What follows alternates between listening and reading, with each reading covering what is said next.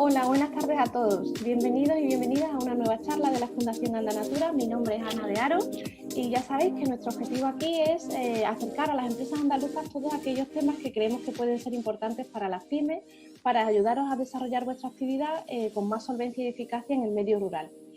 Hoy enmarcamos esta entrevista dentro del espacio de debate que llamamos Círculo de Economía Rural, que tiene como objetivo pues, establecer una conversación sobre aquellos temas que pueden ayudaros a innovar en vuestra actividad. Y hoy concretamente hablamos sobre un tema que es muy interesante. Vamos a hablar sobre la banca ética como modelo bancario, como modelo complementario alternativo a la banca tradicional. Para eso está con nosotros Juan Garibi Soga, responsable comercial y de desarrollo estratégico de FIARE Banca Ética, y nos acompaña también Julio Campos, gerente de la Fundación Andanatura. Juan, Julio, buenas, ¿qué tal? ¿Cómo estáis? Hola, buenas tardes. Hablábamos de que vamos a comentar hoy un asunto que es muy crítico para cualquier pyme o organización, es decir, la financiación. Cómo obtener liquidez para atender nuestros asuntos, nuestros pagos, en tanto cobramos a nuestros clientes o para poder afrontar una inversión. Como sabemos, es un tema crítico para muchas pymes, muchos tenemos problemas para el tema de la financiación y en esta época pues, es mucho más crítico. Vamos a conocer hoy qué instrumentos nos ofrece la banca ética, cómo es su modelo, cuáles son las diferencias si las hay con la banca tradicional. FIARE es un banco que lleva operando en España desde 2003.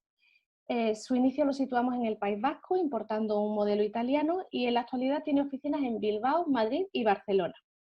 Desde estos espacios atienden también con mucha eficacia al mercado andaluz, pero claro, la primera pregunta que se nos ocurre, Juan, es obvia. ¿Para cuándo una oficina en Andalucía? Bueno, diría que al final para cuando la actividad que generamos en Andalucía lo justifique, ¿no? Es decir, nosotros desde el 2003 iniciamos, como decís, con el fomento de la actividad de finanzas éticas en España, con el acuerdo con Banca Popular Ética, con el Banco Italiano, y ya desde el año 2014, octubre, operamos como entidad financiera reconocida en el mercado español.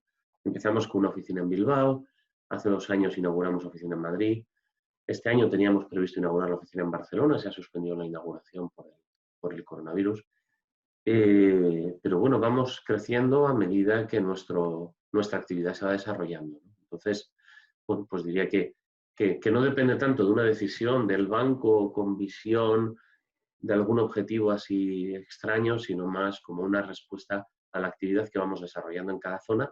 Entonces, bueno, pues yo intuyo que relativamente pronto tendremos que hacer algo en Andalucía.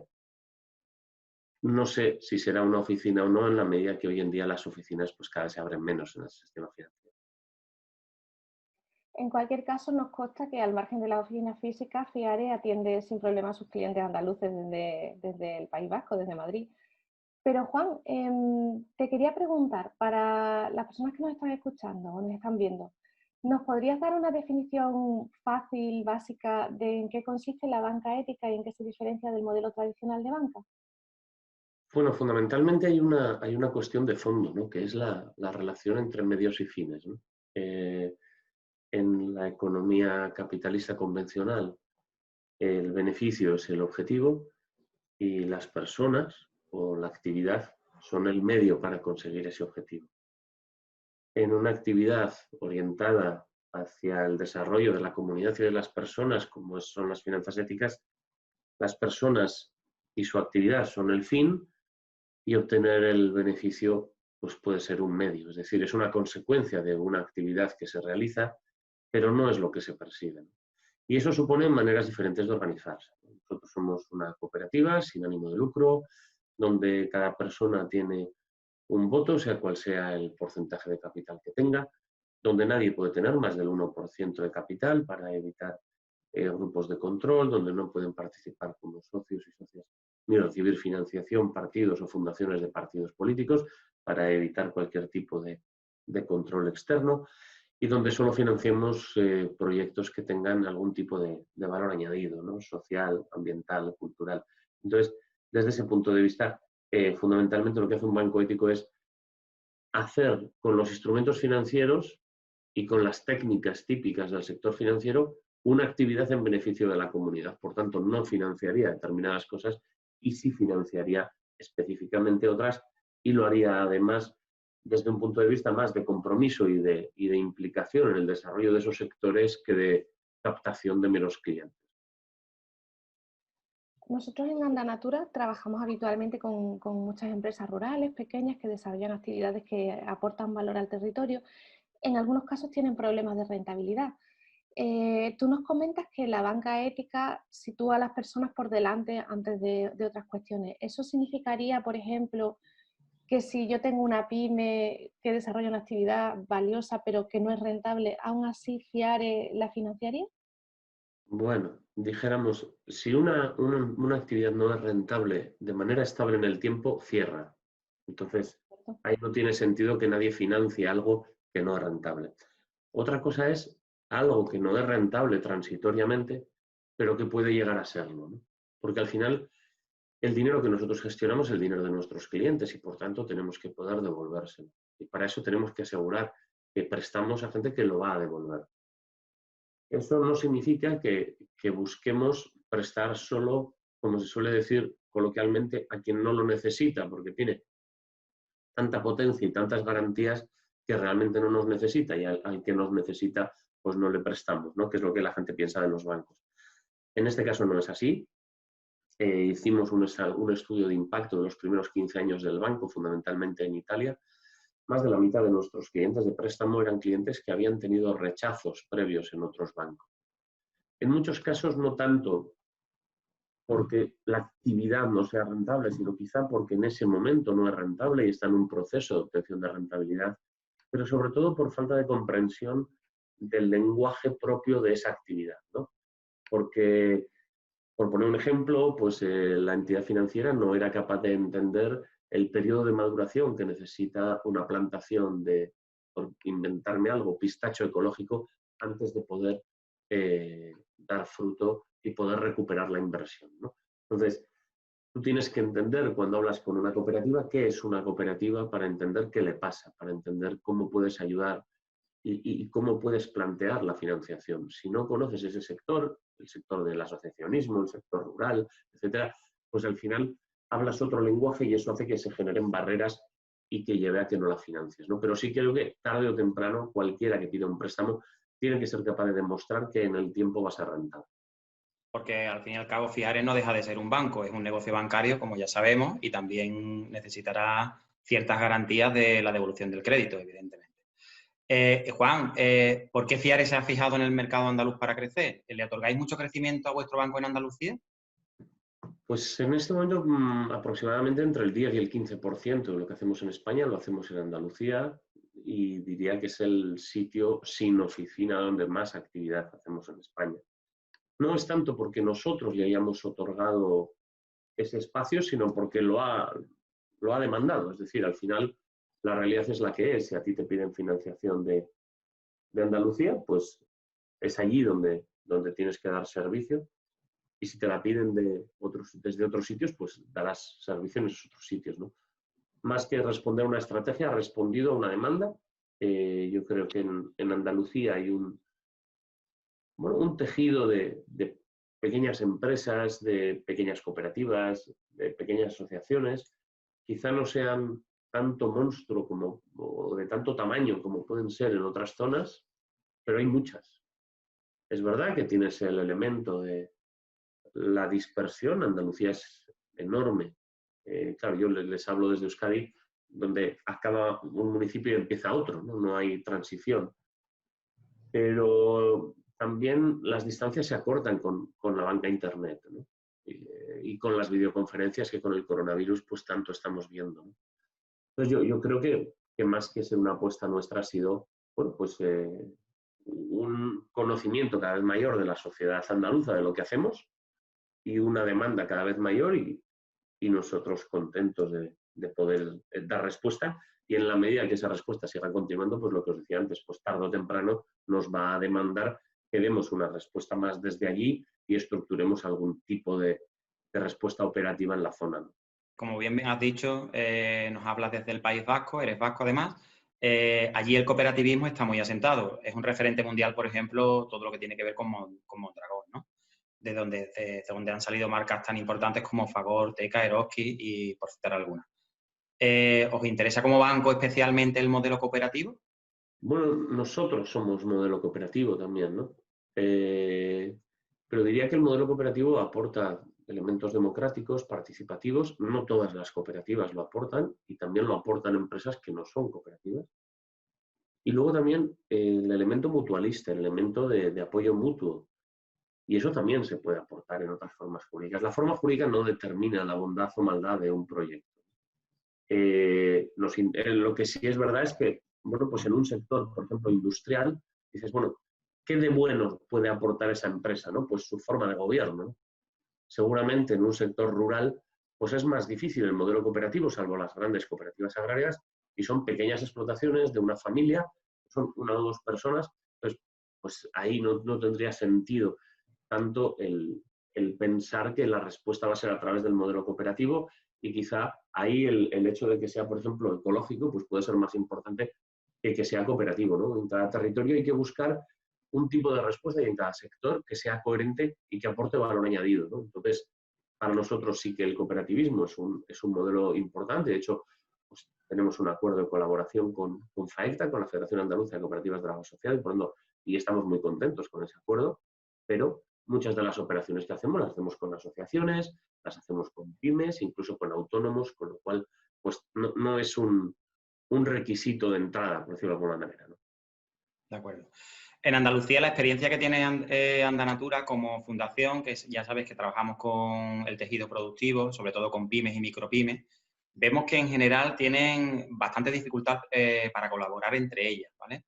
Tenemos algunas excepciones, como son las cooperativas agrarias o en el sector de la piedra en Almería, que sí hay empresas de gran tamaño. Vemos que ahí sí la colaboración empresarial está mucho más presente. Pero en general parece que en Andalucía cuesta algo más, ¿no? Por ejemplo, comparándolo con lo que podéis observar en Cataluña, País Vasco o Madrid, ¿creéis que hay esas diferencias? ¿Apreciáis esas diferencias con respecto a las empresas andaluzas? Yo creo que hay, no tanto por el tema andaluz, pero bueno, quizá en las zonas donde la dispersión geográfica es mayor, es mucho más difícil articular redes de colaboración. Y eso pasa en todo tipo de redes, desde las de economía solidaria, las de lucha contra la exclusión social, las coordinadoras de ONGs, etc. No es lo mismo un territorio pequeño donde puedes concentrar un montón de actividad y, por tanto, hay entidades que se están encontrando continuamente que un territorio muy disperso donde la gente no se encuentra. Quizá, por ejemplo, en el caso de FAECTA, que antes mencionaba, estamos hablando del entorno de 1.700 cooperativas. Al final, tener una delegación provincial en un territorio tan extenso permite dar servicio a esas 100, 200 cooperativas de la provincia y ahí sí se permite generar red, ¿no? Pero hace falta una masa crítica, un volumen y quizá en el caso andaluz creo que la apuesta por algo más descentralizado provincialmente puede dar más fruto que buscar concentrar algo a nivel andaluz que es mucho más complicado. Y luego también cada territorio es distinto.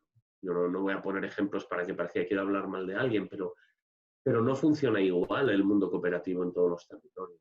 Y hay territorios prestigiosos donde, pues, por ejemplo, la gente no sabe que uno de los territorios donde hay más dinamismo cooperativo es Murcia, por ejemplo, ¿no? Bueno, pues porque se dan las circunstancias y hay un cooperativismo muy fuerte, por ejemplo, de educación, ¿no? De cooperativas de enseñanza. Y en otros territorios, pues eso es prácticamente inexistente. Hay territorios donde hay sociedades laborales y todavía hay un volumen fuerte, hay territorios donde es una figura que prácticamente no se utiliza. Entonces, depende un poco también de los liderazgos de las redes, etc. Entonces, bueno, son factores que están ahí. Nosotros no hemos percibido, quizá en Andalucía, por ejemplo, sí percibimos la importancia de las relaciones humanas, ¿no? O sea, el que te llame alguien y te dice, me ha dado tu teléfono no sé quién, ¿no? Y te llama al móvil. Eso, por ejemplo, en Andalucía pasa mucho y en otros territorios no tanto. En otro territorio te mandan un mail a la web, ¿no? Como una manera más aséptica de relacionarse. Y en Andalucía se relaciona mucho en base a lo que me ha contado otra persona que ha tenido buena experiencia. Igual por ahí las redes no son tanto redes de entidades con grandes logos y grandes instalaciones, sino redes de personas que se van encontrando. Hablando un poco más desde la perspectiva de la pyme, ¿qué líneas de financiación ofrecéis y bajo qué condiciones? ¿Dónde podemos encontrar todas estas líneas que FIARE ofrece a sus clientes pymes ¿dónde podemos encontrar esta información? Bueno, a ver, normalmente se puede obtener en la propia página web, fiarebancaetica.coop, de cooperativa, con 2 O's. Allí también hay opciones de contactar directamente, de pedir más información sobre algunos productos y servicios. Y si no, nosotros tenemos un contact center, un teléfono de contacto que en horario de oficina está siempre abierto. Tenemos una oficina dedicada a eso, a atender telefónicamente, y ahí les podemos atender. Y si no, en este caso, siendo Andalucía, se puede escribir por mail a la oficina de Madrid, que es madrid@fiarebancaetica.coop, y desde allí se pondrán en contacto. Vamos a decir, no es difícil, pero luego lo que más funciona es que a la gente alguien le da el móvil de alguien y te llama, ¿no? Con lo cual, no os voy a dar mi móvil por evitar colapso, pero sí es verdad que a veces funciona mejor ese tipo de cosas.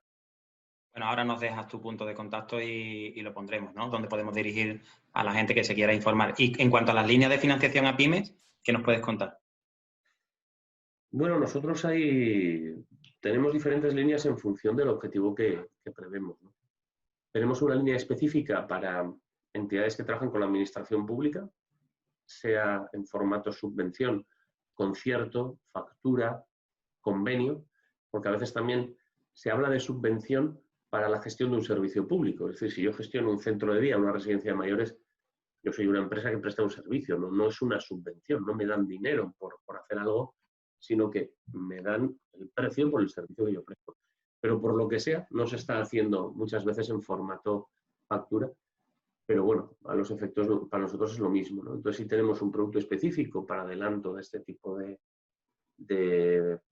necesidades, y luego tenemos un acuerdo específico con el Fondo Europeo de Inversiones, con la Unión Europea, similar a lo que ha salido ahora con la pandemia, con el ICO, con el Instituto de Crédito Oficial, que ha permitido que los bancos dieran financiación avalada por el ICO. Nosotros tenemos una línea específica con el Fondo Europeo de Inversiones para poder prestar a proyectos con impacto social o ambiental positivo, con una cobertura en la garantía por parte del Fondo Europeo de Inversión. Eso nos permite atender estas operaciones sin una necesidad de una garantía específica, que puede ser lo que a veces hace que otros bancos se queden fuera.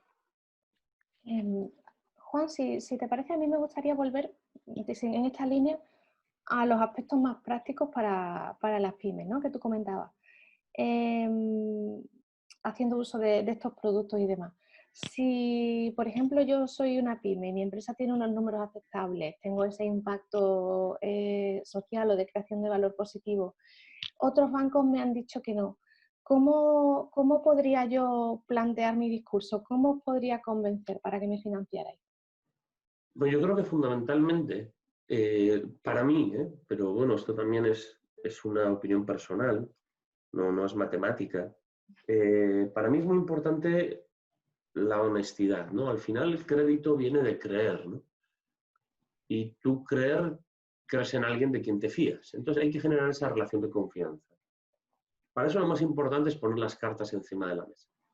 Es decir, si yo he ido a otro banco y me han dicho que no, la peor manera de afrontar un banco ético es decirle: a mí siempre me ha interesado esto de la banca ética, se nota que es mentira. Entonces, para mí lo mejor es cuando alguien llama y dice: mira, no sabía ni que existíais. Es verdad, mucha gente no nos conoce, pero estoy buscando financiación para un proyecto y estoy teniendo dificultades. Y estoy teniendo dificultades por esto y por esto, y que lo especifique para saber a qué le tenemos que buscar solución. Me he enterado de que existís, no os conozco, me dicen que por el tipo de proyecto que tengo puede encajar. Oye, ¿le podéis echar un vistazo? Para mí esa es la mejor manera, porque ya te está diciendo dónde tienes que centrarte, te está diciendo que vas a jugar con la verdad por delante, y entonces te permite establecer una relación. Yo creo que hay muchas veces, a nosotros lo que no nos gusta es que nos vengan hablando mal de otros bancos, porque al final tú has podido tener una mala experiencia, pero igual también el otro banco ha tenido una mala experiencia contigo. O sea, creo que lo importante es: oye, mira, pues ha habido un problema de garantías. O es verdad que yo llevo 2 años, no hemos obtenido rentabilidad, pero tenemos un plan. Te presento el plan. Entonces tú ves el plan y dices: efectivamente, no han obtenido rentabilidad, pero van a empezar el año que viene. Si le das un préstamo con carencia, pues seguramente en 2 años esté con rentabilidad y pueda empezar a devolver, ¿no? Entonces tú puedes adaptar un producto financiero específico a la situación que te están planteando.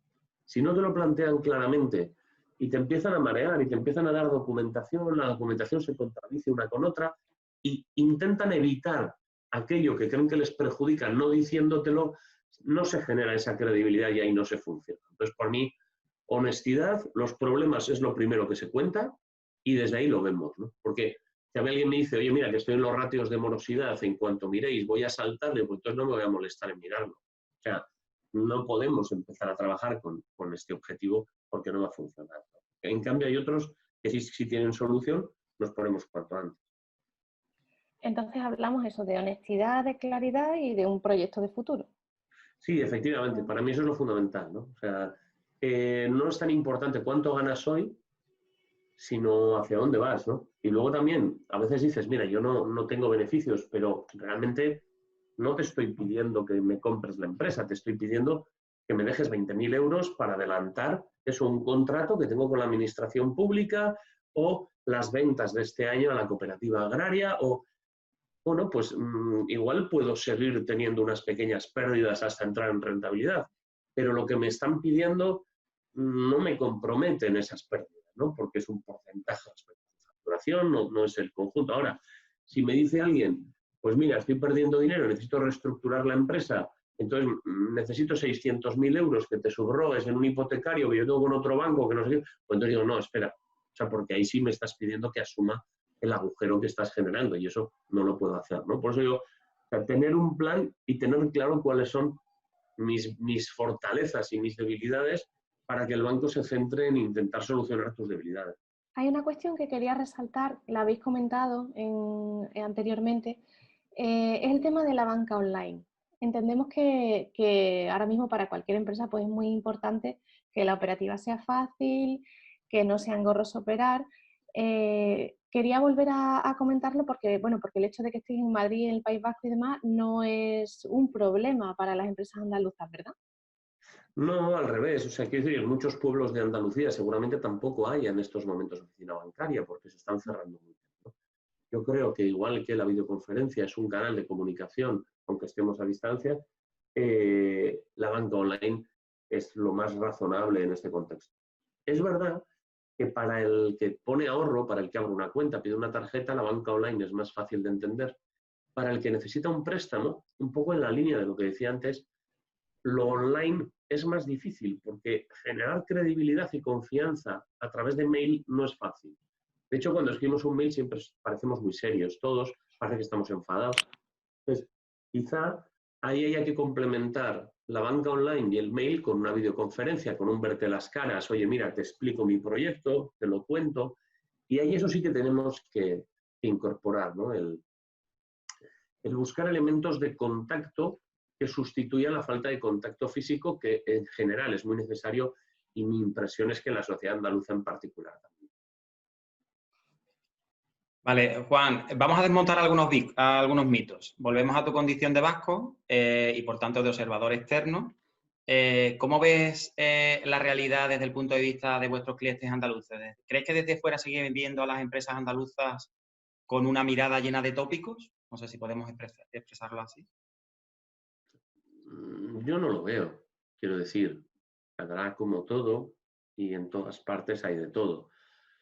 Nosotros tenemos muy pocos fallidos, muy pocas entidades que no pagan y de momento en Andalucía nunca hemos tenido ninguna, con lo cual por nuestra parte tópicos no. O sea, el único tópico que te puedo decir que es cierto es que para mí es más barato comer cuando voy allí, eso sí, pero el resto, como voy de vacaciones habitualmente, pues eso sí, pero el resto no tiene sentido, ¿no? O sea, yo creo que cada territorio tiene su idiosincrasia, tiene su realidad, tiene sus características, tiene su tejido productivo, pero bueno, a eso hay que adaptarse, ¿no? Y también tiene su competencia, sus entidades financieras, en nuestro caso, que operan en el territorio. Entonces intentamos adaptarnos a cada cosa y dar respuesta. Igual hay otros territorios que aparentemente en esos tópicos también funcionan muy bien y tienen una economía muy dinámica y a nosotros no nos está funcionando.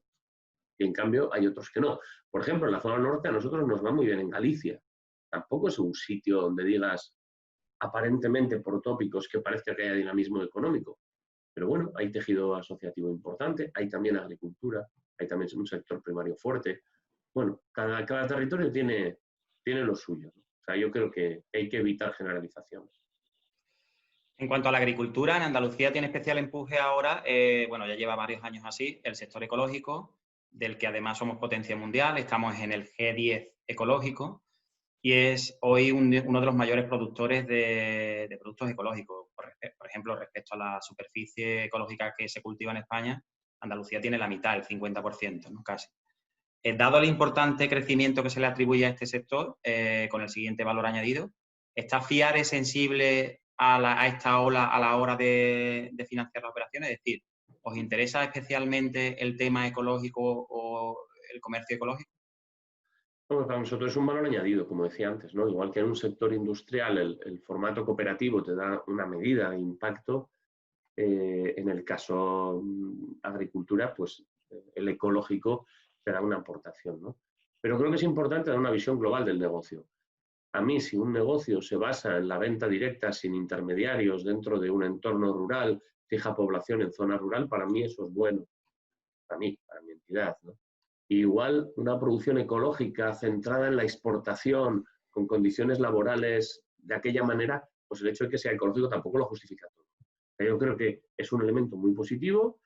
Es verdad que para nosotros está siendo más fácil llegar a la, bueno, a la transformación de producto ecológico en producto final o a la venta directa del producto ecológico que a la producción, ¿no? Al final la producción está más en zonas rurales, nosotros llegamos menos, nos llega menos, somos menos conocidos y nos está llegando más, pues bueno, establecimientos de venta a granel de ecológico, productores que tienen puesto de venta también, etcétera, nos está llegando más que la propia producción pura en zona rural, ¿no? Entonces, bueno, estamos encantados de que nos llegue más y ojalá sea así, ¿no? O sea, no, vamos, encantados de la vida.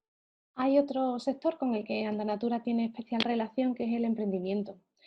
En enero de este año, la Unión de Profesionales y Trabajadores Autónomos UPTA publicó un informe que presentaba a Andalucía como la región que lideró el emprendimiento en 2019. Resaltaban que había habido más de 9.000 activos nuevos.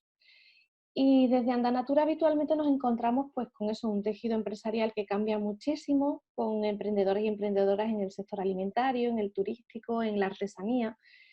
Y Juan, ellos siempre están buscando líneas específicas para ellos en las entidades financieras.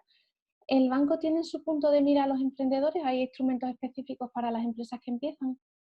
Sí, como comentaba antes, nosotros intentamos apoyar específicamente a aquellos que, bueno, pues empiezan y que igual no pueden acreditar hoy su rentabilidad, ¿no? Pero que la van a acreditar en el tiempo.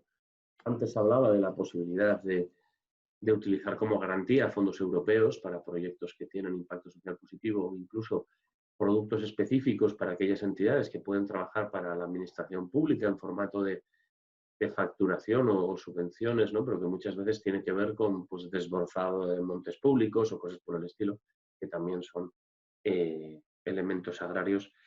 Pero luego también tenemos productos más adaptados, ¿no? O sea, es decir, podemos ser flexibles con los periodos de carencia, antes, ¿no? Es decir, podemos entender que hay un negocio que tarde 3 años en poder ser rentable en lugar de 6 meses, que igual es lo que espera un banco convencional, o podemos tener una flexibilidad mayor a la hora de ver cómo apoyar un proyecto. Lo que sí es verdad que, como todo proyecto nuevo, los proyectos nuevos tienen un riesgo.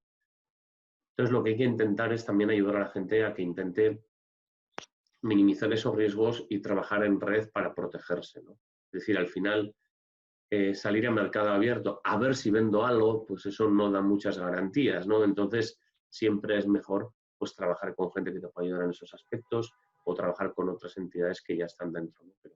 Pero sí que es un elemento importante, sobre todo porque ahora se habla mucho del emprendimiento social y no queda muy claro qué es social dentro del emprendimiento social. A todos se le llama emprendimiento social.